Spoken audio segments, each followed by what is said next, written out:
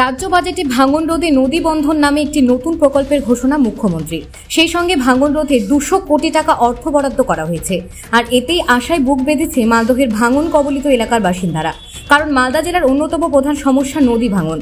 প্রতি বছর গঙ্গা ভাঙনে মালদহের মানিকচক, রতুয়া, বৈষ্ণবনগর সহ একাধিক বিধানসভার বিস্তীর্ণ এলাকার হাজার হাজার বাড়ি, যে কারণে ফসলি জমি নদীগর্ভে তলিয়ে যায়। তারপরও গঙ্গা ভাঙন রোধে এখনো কোনো স্থায়ী সমাধান হলো না।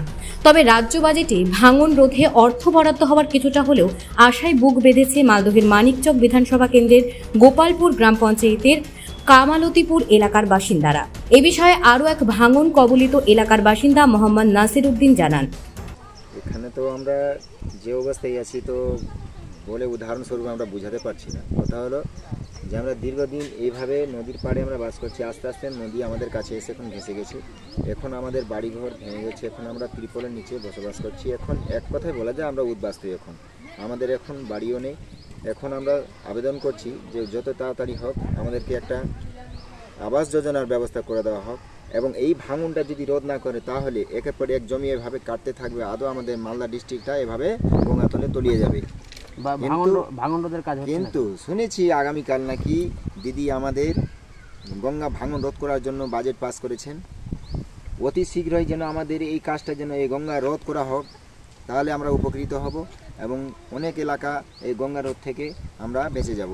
অনেকটা পরিবার আমরা সেফ থাকবো এবং স্থায়ীভাবে বসবাস করতে পারবো।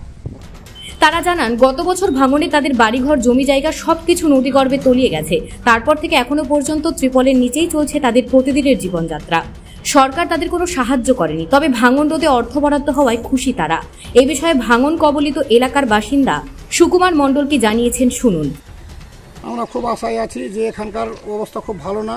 আমরা নদী ভাঙনের লোক, যা দেখতে পাচ্ছেন চোখে গঙ্গার অবস্থা যা চলছে, তো এরকম যদি প্রতিরোধ বা কোনো রকম ব্যবস্থা না নেয় তবে প্রতি বছর গ্রামকে গ্রাম উদ্ধার হয়ে যাচ্ছে, সব নদী গর্ভে চলে যাচ্ছে, জমি জায়গা যাচ্ছে, কত কি হচ্ছে তার কোনো অন্তই নাই। তো এর জন্য যদি রাজ্য সরকার যদি স্টেপ না নেয়, যদি বরাদ্দ টাকা যদি খরচা না করে আমাদের এখানে, তাহলে তো আমাদের এই গরিব দুঃখী লোকদের তো অবস্থা নাজেহাল হবে। এতে স্পষ্ট বোঝাই যাচ্ছে। তো এত আমাদের কিছু করার নাই, এটা হচ্ছে সরকারি লেভেলের ব্যাপার। তবে আমি অনুরোধ করব যে আমাদের এইখানকার গরিব দুঃখী লোকদের জন্য কিছু সুব্যবস্থা করা এবং গঙ্গা প্রতিরোধ করার একদম একান্তই প্রয়োজন মনে করি। যদিও এই নিয়ে শুরু হয়েছে রাজনৈতিক চর্চা। এ বিষয়ে বিজেপি ও তৃণমূল নেতৃত্ব কি জানিয়েছেন, শুনুন। ভাঙন তো শুধু ইংলিশ বাজার বা ওই মানিকচক, রতুয়া নয়, ভাঙনটা একদম পর্যন্ত চলে যাচ্ছে। ওই মুর্শিদাবাদের পর নদিয়া সবগুলো ভাঙন হচ্ছে। তাতে টাকা দিয়েছে। আমাদের গঙ্গা হচ্ছে জাতীয় নদী, ভাঙনের দায়িত্বটা হচ্ছে দিল্লির সরকারের, তারা দিচ্ছে না। আর সেখানে ভাঙনে কবলিত অনেক মানুষ হচ্ছে। তাই আমাদের জনদরদী মুখ্যমন্ত্রী এই টাকা দিয়েছে, যে নিজস্ব তহবিল থেকে, সরকারের তহবিল কতটুকু থাকে সেখান থেকে, সবই তো কেন্দ্র সরকারের কাছে। আর বিজেপি নিজের রাজ্যগুলো দেখুক তারা কি করেছে। বিজেপির এখানে 4 জন এমএলএ আছে, 1 জন সাংসদ আছে, তারা কি ভূমিকা নেয় দেখুক। 200 কোটি টাকা বরাদ্দ করা হয়েছে গোটা পশ্চিমবঙ্গে।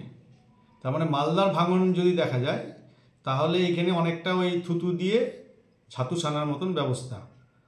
এমএলএরা, এমপিরা এরা কোনো ফান্ড কিন্তু কেন্দ্রীয় সরকারে বলে নিয়ে আসতে পারে না।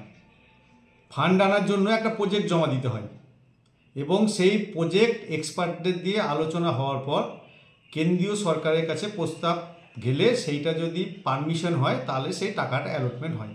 এর আগে আমরা দেখতে পেয়েছি পশ্চিমবঙ্গে অনেক কেন্দ্রীয় টাকা সার্টিফিকেট ঠিকঠাক জমা না দেওয়ার জন্য ঘুরে গেছে।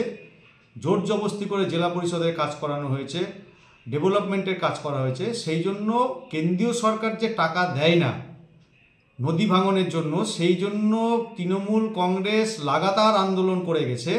কিন্তু কাজের যে সার্টিফিকেট, নির্দিষ্টভাবে যে কোনো কাজ করা, বিশেষ করে মালদার কথা বলবো আমি, যে মালদার জন্য কোনো প্রজেক্ট কিন্তু জমা দিতে পারেনি। মালদা থেকে পরিতোষ সরকারের প্রতিবেদন, নিউজ টুডে।